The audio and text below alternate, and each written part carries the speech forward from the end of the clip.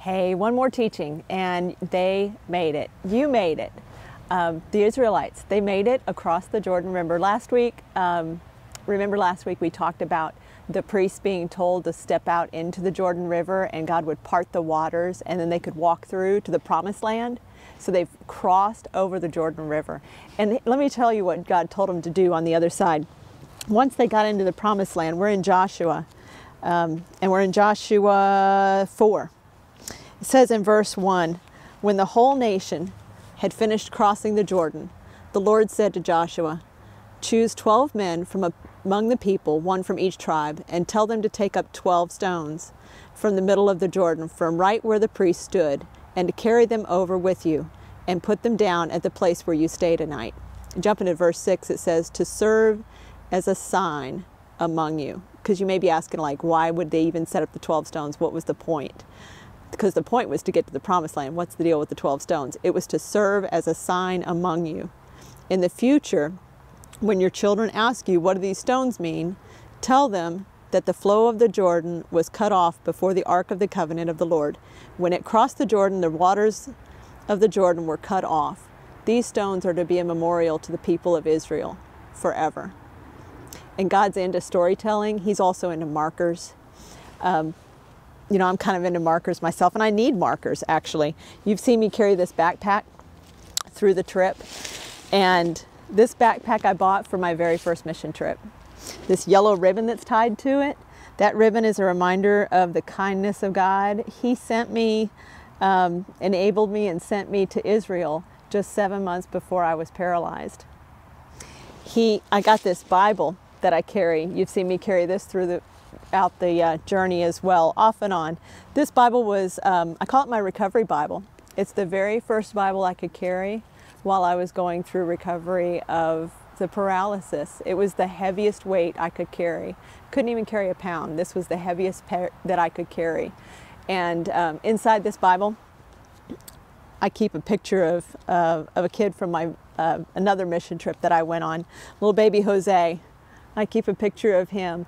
This is from 2008, but it's 2 years after I met him, because when I first met him, I was in Guatemala and we were building houses, and cinder block houses.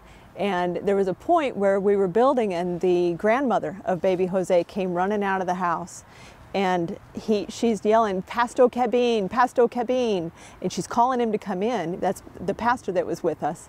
And she rushes him into the house, and he says that when he got in the house, the baby was laying covered with flies, absolutely motionless, and his diaper was full of blood, his face was wet, and he was stone cold. He wasn't moving, and he honestly thought the baby was dead. And we came outside and we all just started praying. I remember that grandmother, and all she could do was she could look up to the sky and she could just scream out, El Señor, El Señor. And what she was crying out is just, Lord, Lord. She had nothing else to do, nobody else to cry out to. And I remember wrestling that night, had to go back to the hotel room. Yes, we were staying in hotel rooms in Guatemala, but wrestling all that night. I couldn't sleep a wink, wondering what would happen. I mean, I was trying to wrestle with what happens.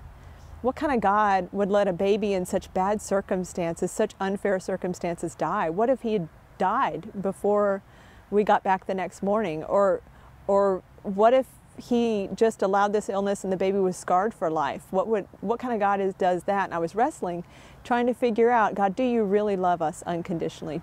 Are you really a good God? And how do I process this? Well, we got back the next morning. I was the first one off the bus, could not wait, and could not wait to see what had happened to the baby. And when we started down the trail, Katerina, Jose's mother, meets us with Jose in her arms, and he's got a runny nose, and he's got bright eyes, and he is alive and smiling. And I knew that God had healed him. Nobody else could have. I keep that picture as a reminder, because I believe God allowed me to go on that trip just a few months before I was paralyzed also, to show me that he can completely heal, and that he's still in the healing business.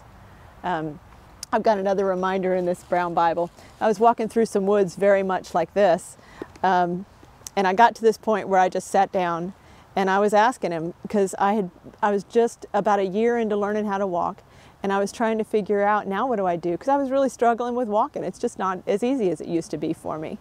And trying to figure out, now what do I do?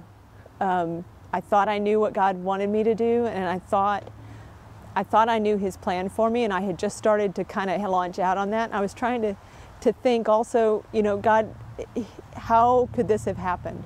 How do I do this walk now when I can't do this walk now? And I was asking Him, what do I do? I was struggling with my own identity again, because all of it had been stripped away from me. And I asked Him, I said, I just need wisdom. I need a word from you, God. And I opened it up, and I read, not on purpose, just kind of opened it.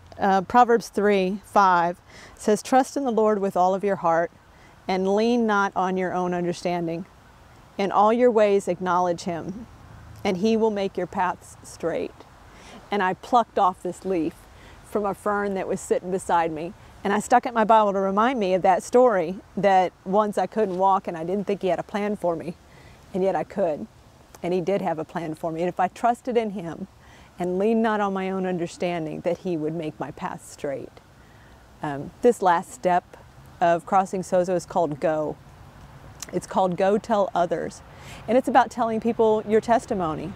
You know, I've never kind of been one that's been able to tell the gospel of Jesus Christ, who's been able to hand out tracts, who's been really into spreading the gospel, the way you think of spreading the gospel. And it really makes me nervous. It kind of freaks me out, and I just would rather just not do it.